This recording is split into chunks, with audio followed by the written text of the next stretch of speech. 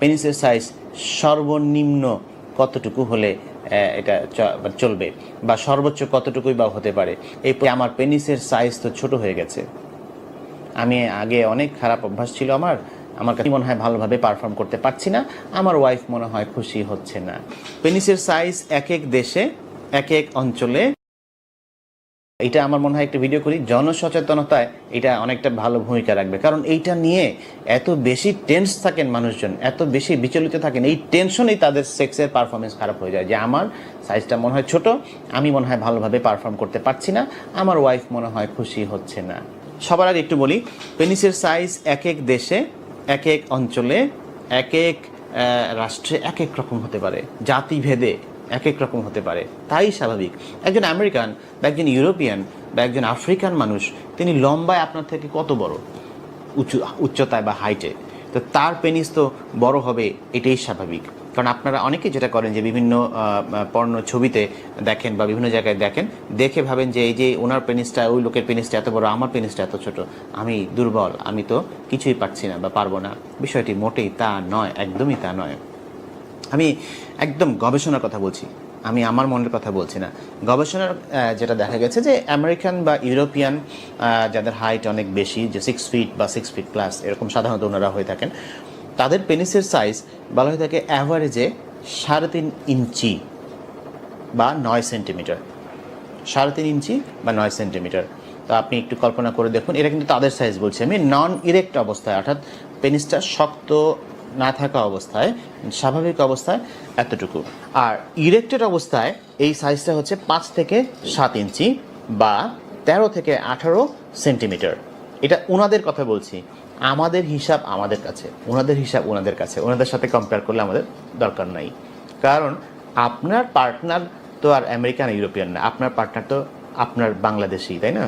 So এবার আমি Bangladeshi, Indian, ওনাদের পেনিসের সাইজ সম্পর্কে একটু বলি। ইন্ডিয়ান, বাংলাদেশি এই অঞ্চলের মানুষদের পেনিসের সাইজ সম্পর্কে জানতে গেলে যেটা আপনাকে আমি একটু বলি, সেটা হচ্ছে যে 2 থেকে 3 ইঞ্চি নর্মাল অবস্থায়, উত্থান অবস্থায় না, স্বাভাবিক অবস্থায় এটির সাইজ হচ্ছে 2 থেকে 3 ইঞ্চি।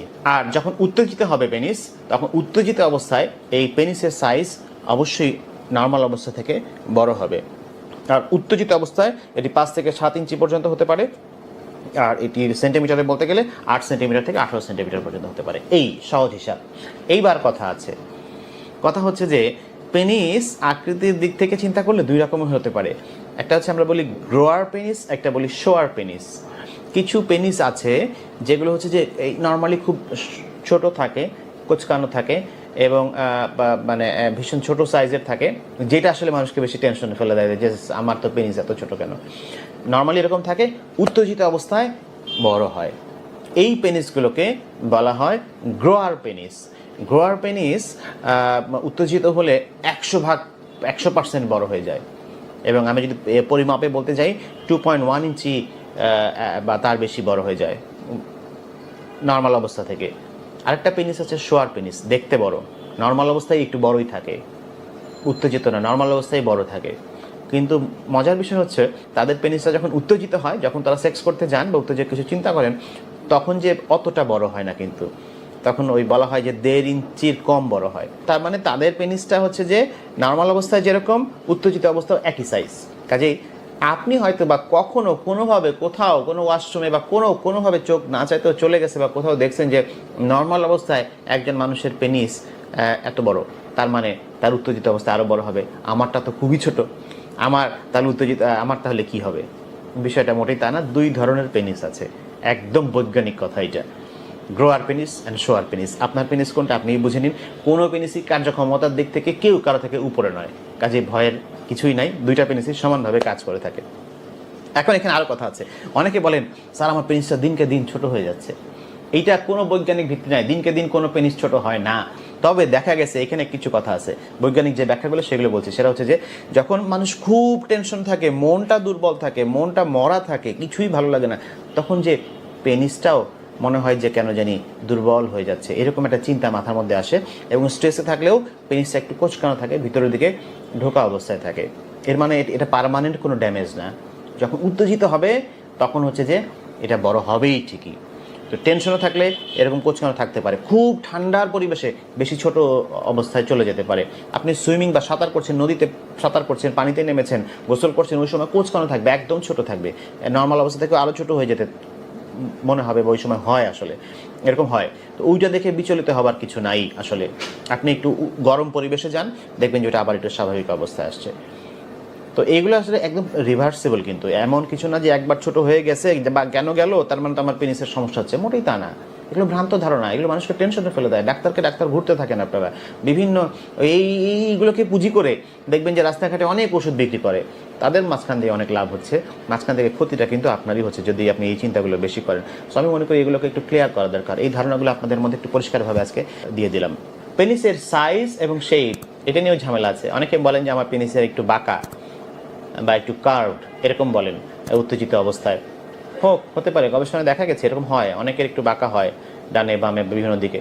তো বাঁকা হতে প্রবলেম হয়, আনলেস যদি আপনি যতক্ষণ পর্যন্ত আপনার সেক্স করতে গেলে একটু ব্যথা ফিল করেন তাহলে আপনার প্রবলেম। আদারওয়াইজ একটু আকৃতিতে এদিক সেদিক হলে এটা ভয়ের কিছু নাই। মজার একটা বিষয় বলি, সেটা হচ্ছে যে অনেকেই, বেশিরভাগ পুরুষই মনে করেন যে পেনিসের সাইজ যত বড় হবে আমার পার্টনার তত খুশি হবে। বিষয়টি সম্পূর্ণ ভুল, অবৈজ্ঞানিক। কারণ হচ্ছে মহিলাদের বা আপনার পার্টনারের যে যোনিপথ, যে ভ্যাজাইনা আমরা বলি, যেখান দিয়ে আপনি পেনিসটা প্রবেশ করাচ্ছেন সেক্সুয়াল ইন্টারকোর্সের সময়, সেই যোনিপথের বাইরের দিকে 1/3 অংশে সমস্ত নার্ভগুলো এসে, নার্ভের সংবেদনশীলতা সবচেয়ে বেশি থাকে, ওই অংশটুকু সবচাইতে সেন্সিটিভ। অর্থাৎ আপনি আপনার পেনিসকে আপনার পার্টনারের যোনিপথ বা ভ্যাজাইনা এর মধ্যে শেষের 3 ভাগ, বাইরের দিকে 1/3 অংশ, মানে পুরোপুরি ভিতরে ঢুকাতে হবে না, বাইরের দিকে 1/3 অংশ, আবারও বলছি, সেই অংশের মধ্যে যদি আপনার পেনিসটাকে সক্রিয় রাখতে পারেন তাহলেই আপনার পার্টনার খুশি। ওইটার জন্য আপনার পেনিস সামান্য হলেই যথেষ্ট, ওটার জন্য আপনার পেনিস খুব বেশি দরকার নাই, বড় দরকার নাই। এই হচ্ছে বৈজ্ঞানিক তথ্য, বলে দিলাম।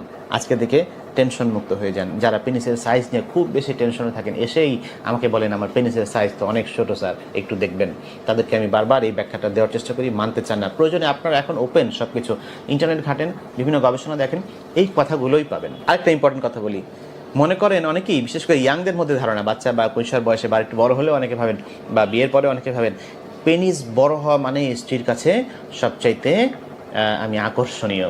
এটা বিভিন্ন গবেষণায় দেখা গেছে যে পুরুষরা এমনই ভাবে, কিন্তু মহিলারা এমন ভাবেন না কখনোই। মহিলাদের কাছে একজন পুরুষ তখনই আকর্ষণীয় হন তার ব্যক্তিত্ব যদি বলিষ্ঠ হয়, তার বক্তব্য যদি বলিষ্ঠ হয়, তার ইমোশন যদি খুব ভালো হয়, তার কেয়ার, পার্টনারের প্রতি, আপনার স্ত্রীর প্রতি একজন পুরুষ তার স্ত্রীকে কতটুকু কেয়ার করছে, কতটুকু যত্ন করছে, কতটুকু আবেগের মর্যাদা দিচ্ছে, এই জায়গাগুলো যার যত ভালো, মহিলারা সেই পুরুষের প্রতি তত বেশি আকৃষ্ট হয়। এটা মূল বিষয়, কিন্তু আসলে পেনিস নয় মূল বিষয় ওইটা। সো ওই দিকগুলোতে খেয়াল রাখেন, তাতে দেখা যাবে যে মানসিক চাপ কমবে। তো পেনিসের সাইজ সম্পর্কেও কিন্তু একটি ভালো ধারণা